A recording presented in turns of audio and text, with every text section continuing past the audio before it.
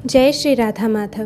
भक्त भक्ति भगवंत गुरु, चतुर नाम बपू एक, इनके पद वंदन किए नासे बिगन अनेक। श्री श्री चैतन्य चरितावली भाग 4, अद्वैताचार्य और उनकी पाठशाला। श्री गंगा जी पापों को क्षय कर देती हैं, चंद्रमा ताप को शमन करने में समर्थ हैं और कल्पवृक्ष दैन्य को नष्ट कर सकते हैं, किंतु महानुभाव संत तो पाप, ताप और दैन्य इन सभी को नष्ट करने में समर्थ होते हैं।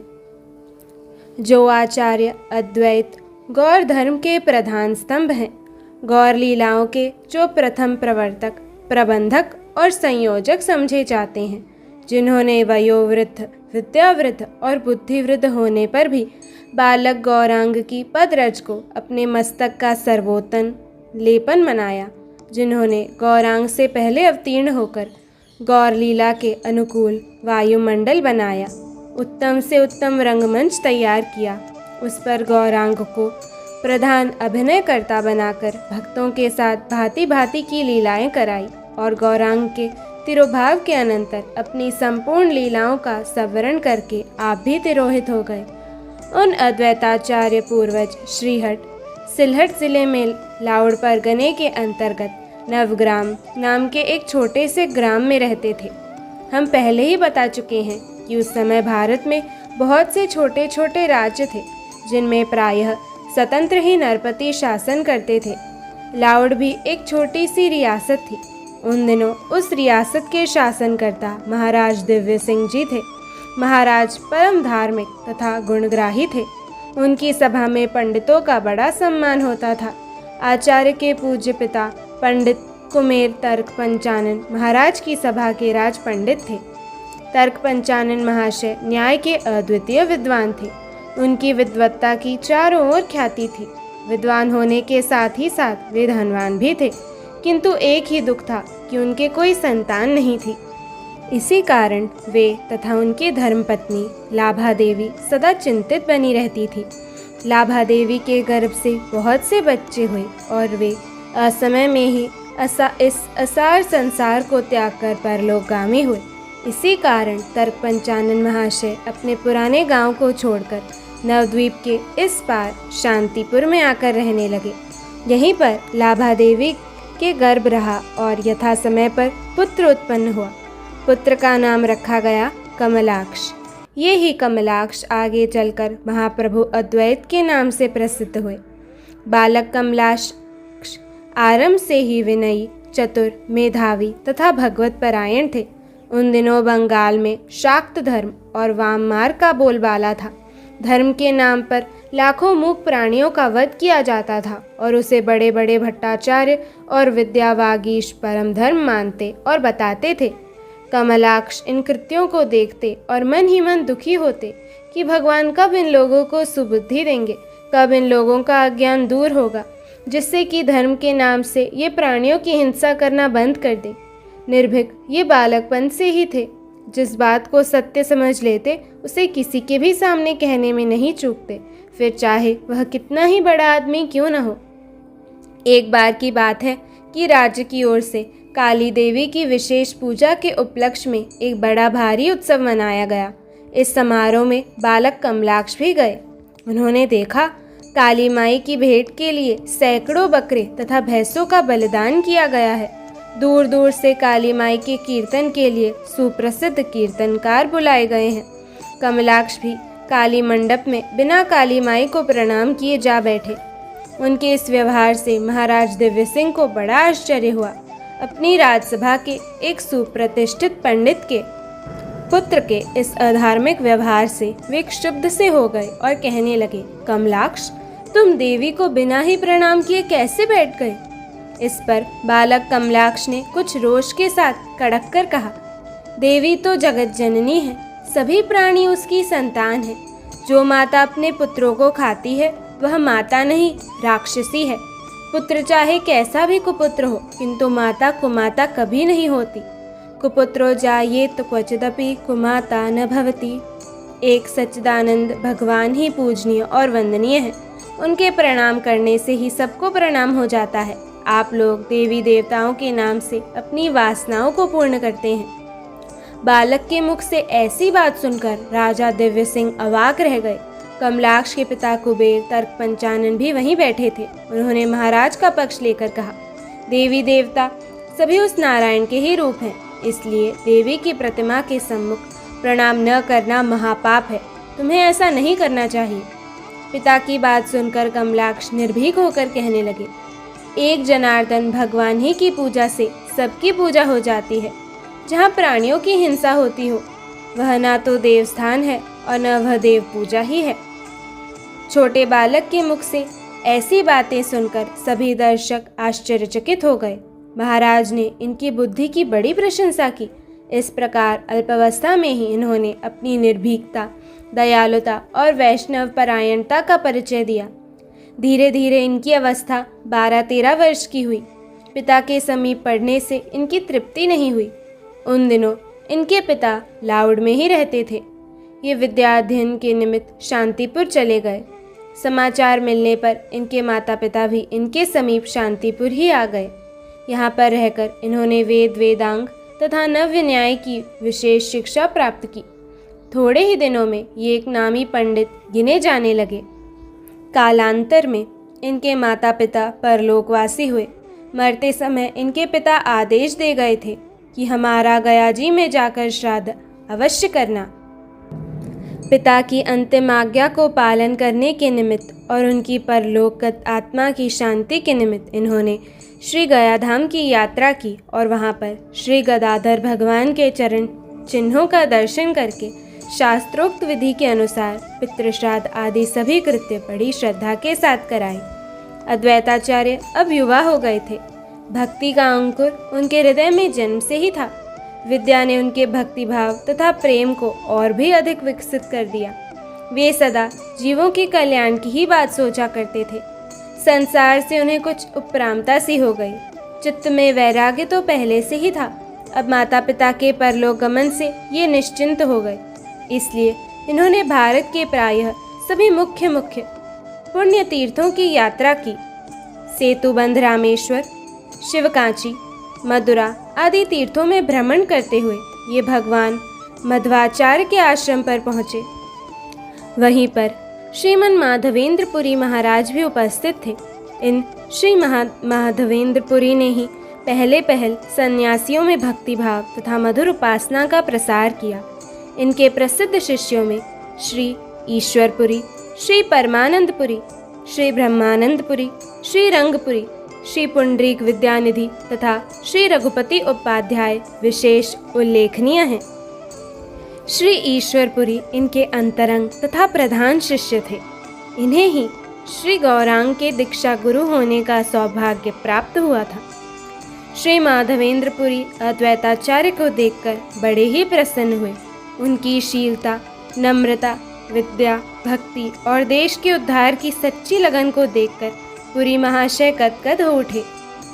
उन्होंने अद्वैत को छाती से लगाया और श्री कृष्ण मंत्र की दीक्षा देकर इनमें नवशक्ति का संचार किया। अपने गुरुदेव के सामने भी इन्होंने अपनी मनोव्यथा कही। तब पुरी महाशय ने इन्हें आश्वासन देते हुए कहा, संसार की रचना उन्होंने ही की है। इस बढ़ते हुए कदाचार को वे ही भक्त भयहारी भगवान मेट सकेंगे। तुम घबराओ मत। भगवान शीघ्र ही अपने किसी विशेष रूप से अवतीर्ण होकर भक्ति का उद्धार करेंगे। गुरुदेव के आश्वासन से इन्हें विश्वास हो गया कि भगवान भक्तों के भय को भंजन करने के निमित्त अवश्य ही इस धराधाम पर अवतीर्ण होंगे। श्री अद्वैत की कुशाग्र बुद्धि और भगवत भक्ति का श्री माधवेंद्रपुरी पर प्रभाव पड़ा। जब इन्होंने गौड़ देश की यात्रा की तो वे शांतिपुर भी पधारे और कुछ काल अद्वैताचार्य के ही घर में रहे। अद्वैताचार्य नामी पंडित होने के साथ ही धनवान भी थे। शांतिपुर के वैष्णवों के वे ही एकमात्र आधार थे। उन दिनों शास्त्रार्थ करना ही पांडित्य का प्रधान गुण समझा जाता था। वाद विवाद में विपक्षी को पराजित करके अपने पांडित्य का प्रदर्शन करना ही उन दिनों भारी पंडित होने का प्रमाण पत्र था।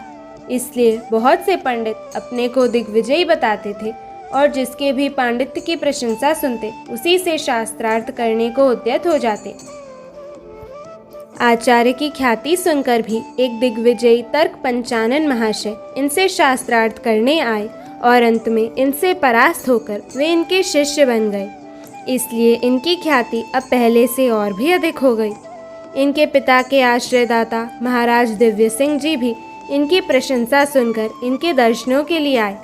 उन्होंने इनका भक्तिभावपूर्ण पांडित्य देखकर अपने सफ़ेद बालों वाला सिर इनके चरणों पर रख दिया और गदगद कंठ से कहा, आपने अपने संपूर्ण कुल का उद्धार कर दिया, कृपा करके मुझे भी अपने चरणों की शरण दीजिए। बूढ़े राजा शाक्त होने पर भी इनके शिष्य बन गए। वे इनमें बड़ी श्रद्धा रखते थे। अंत में उन्होंने राजकाज छोड़कर एकांत में अपना निवास स्थान बना लिया और कृष्ण कीर्तन करते करते ही शेष आयु का अंत किया।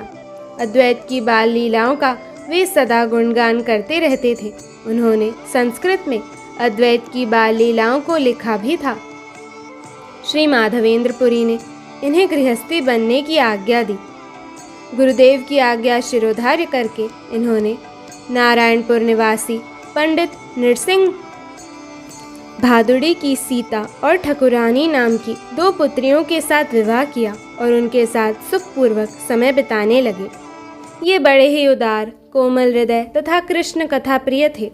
भेदभाव या संकीर्तन को ये कृष्ण भक्ति में बाधक समझते थे। भेदभाव या संकीर्णता को ये कृष्ण भक्ति में बाधक समझते थे। उन्हीं दिनों परम भक्त हरिदास भी इनके पास आए। ये यवन बालक थे, किंतु थे बड़े होनहार तथा कृष्ण भक्त। इसलिए आचार्य ने इन्हें अपने पास ही रखकर व्याकरण, गीता, भागवत आदि को पढ़ाया। ये बड़े ही समझदार थे। आचार्य के चरणों में इनकी परम श्रद्धा थी। आचार्य भी इन्हें पुत्र की तरह मानते तथा प्यार करते थे। हरिदास आचार्य के घर में ही भोजन आदि करते थे। एक नामी पंडित होकर अद्वैताचार्य मुसलमान बालक को अपने घर में रखते हैं, इस बात से सभी पंडित तथा ब्राह्मण इनका विरोध करने लगे, किंतु इन्होंने इनकी कुछ भी परवाह न की। एक दिन किसी ब्राह्मण के यहाँ श्राद्ध के समय सबसे प्रथम आचार्य ने श्राद्धान हरिदास के ही हाथों में दे दिया। इससे कुपित होकर पंडितों ने इनसे कुछ बुरा भला कहा। इन्होंने निर्भय होकर कह दिया, हरिदास को भोजन कराने में मैं करोड़ों ब्राह्मणों के भोजनों का महात्म्य समझता हूँ। इनकी इस बात से सभी बहुत चक्के से रह गए। ये कोरे पंडित ही न थे, किंतु क्रियावान भक्त और विचारवान भी थे। ये शास्त्रों का पठन पाठन करते हुए भी सदा हरि कीर्तन और भगवत भक्ति में परायण रहते थे। उन दिनों अधिकांश पंडित पुस्तकों के कीड़े तथा शुष्क वाद विवाद करने वाले ही थे। शास्त्रों के अनुसार क्रियाएं करना तो वे जानते ही न थे। शास्त्रों में ऐसे पंडितों को मूर्ख कहा है। अर्थात शास्त्र पढ़ने पर भी यदि उसके अनुसार आचरण न करे तो मनुष्य मूर्ख ही बना रहता है। जैसे कैसे भी बढ़िया से बढ़िया औषध को मन से सोच लो, जब तक उसे घोट पीस कर व्यवहार में न लाओगे तब तक निरोग कभी भी नहीं बन सकते। उन दिनों के पंडित ऐसे ही अधिक थे। अद्वैताचार्य की उनसे नहीं पटती थी, इसलिए इन्होंने अपनी एक नई पाठशाला खोल ली। उसमें ये दिन भर तो शास्त्रों को पढ़ाते थे और रात्रि में हरिदास आदि अपने अंतरंग भक्तों के साथ कृष्ण कीर्तन करते थे।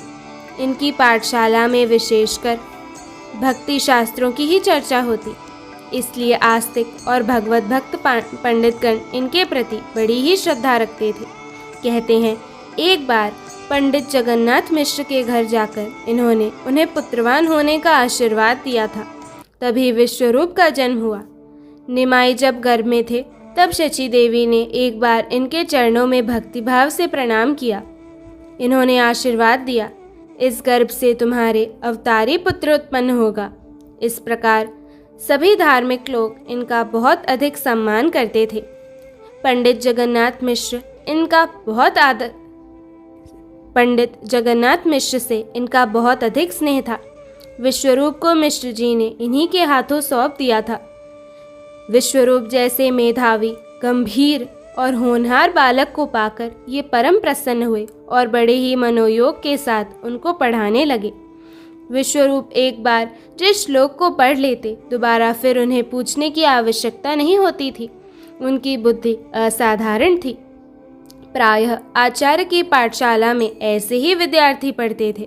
दिन भर घटपट और अवच्छेकता ही बकते रहने वाले तथा सदा व्याकरण की फक्किकाओं के ही ऊपर संपूर्ण शक्ति खर्च कर देने वाले विद्यार्थी इनके यहाँ बहुत कम थे। उनके लिए तो और ही बहुत सी पाठशालाएं थी। भक्ति तत्व और सद्ज्ञान वर्धन के निमित्त ही आचार्य ने अपनी पाठशाला खोल रखी थी। उन्हें पाठशाला से कुछ आजीविका तो करनी ही नहीं थी। उनकी पाठशाला में सदा भक्ति तत्व के ही ऊपर आलोचना प्रत्यालोचना होती रहती। विश्वरूप इन विषयों में सबसे अधिक भाग लेते। उनका चित्त बालकपन से ही संसार से विरक्त था। अद्वैताचार्य की कथाओं का तो आगे समय समय पर यथास्थान उल्लेख होता ही रहेगा। अब आइए थोड़ा निमाई के दद्दा विश्वरूप के मनोविचारों को समझने की चेष्टा करें। देखें वे अपने जीवन का क्या लक्ष्य स्थिर करते हैं। जय श्री राधे।